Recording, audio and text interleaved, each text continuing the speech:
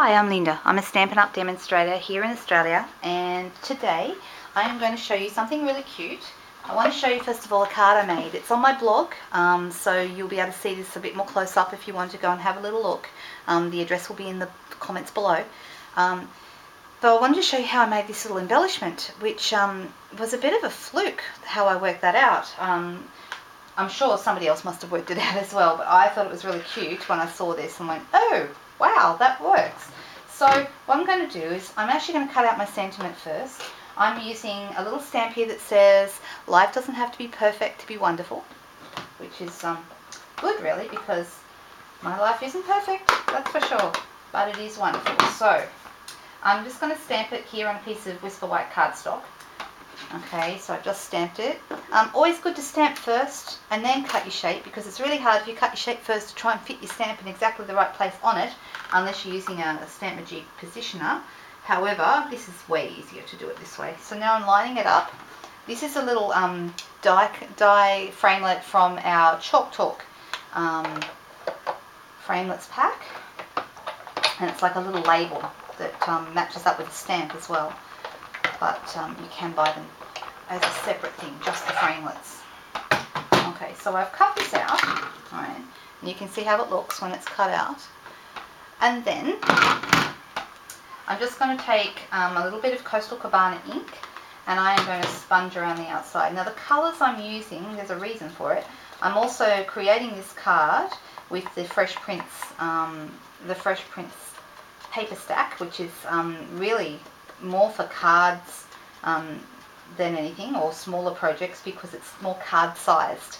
Okay, so I'll show it to you. It's these papers here. There's 48, I believe, in a pack. Yep, 48. And you can see they're quite beautiful. Okay, so I've been using these a lot because I love the way they look together. The red and the Bermuda Bay and the crumb cake just seem to sing off each other, and I really like the way that works. So that's what I'm using, and that's what I use to create these banners here at the back. Okay. I cut those with framelits as well. I'm not showing you those today, but I'm sure you'll see them in the catalogue if you're looking. Okay, so this is the part that I'm concentrating on.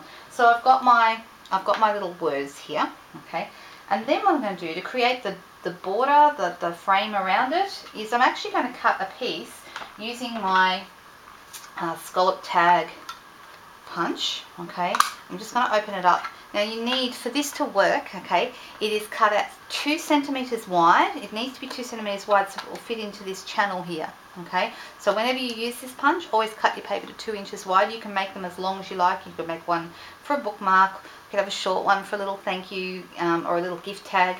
This one is 3 1/4 inches long, okay, because that is exactly the right length that I need to frame this little piece that I've made first. So I'm actually popping this in, okay, and you can see it cuts this, and even cuts the hole for the tag. Not that I'm going to use that, but yeah, it does both.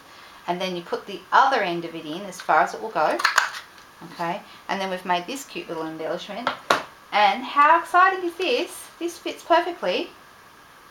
Woohoo! Look, see? Perfect fit. So I really loved that this works so well. Yes, the edge, this one doesn't perfectly line up with the one inside, but they are so close. I think it rather adds a bit of interest to it that they're a little bit different, and I really like the way it looked. When I did this on here, you don't have to, but I actually made the ribbon, this red stitched ribbon here, I actually threaded it through the holes of my tag, which just made it even a little bit stronger before I popped this top bit on with dimensionals, okay? Oh, and I'll just show you how I did this. I've got the little rhinestones down the bottom. I'll show you a bit trick about the rhinestones, because a lot of people tell me they take the rhinestones off and they leave the adhesive behind, and it's frustrating because they won't stick. So the easiest way to do this is to get your paper snips, or whatever scissors you use, something with a sharp edge, so sharp edge scissors, and you're actually going to pop that right underneath the rhinestones so it actually sticks to the end of the scissors, okay. And then you just push your scissors over and put the rhinestone where you want it, hold it down, take the scissors out, and then your rhinestone is stuck in exactly the place that you want it. I find that is the easiest way to use them, because a lot of people tell me they have trouble getting them to stay where they want them to stay, and that the adhesive doesn't work, and yeah, I've heard it all with these. Okay, I'm actually adding 3 to this, and you can see it's actually really quick and easy, because you can position them exactly where you want them just by using your finger to take them off. Okay, so then they look exactly right. Okay, and I've got them positioned exactly where I wanted them. I'd use dimensionals to pop that onto the base and then pop that on my card wherever I would like it.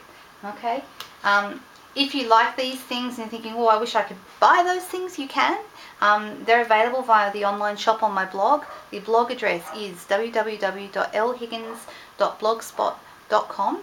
But I'll also include it in the comments, as I said, so that you can find it more easily. Any questions, please comment. I hope you enjoyed that little video, and I'll be back soon with more. Bye.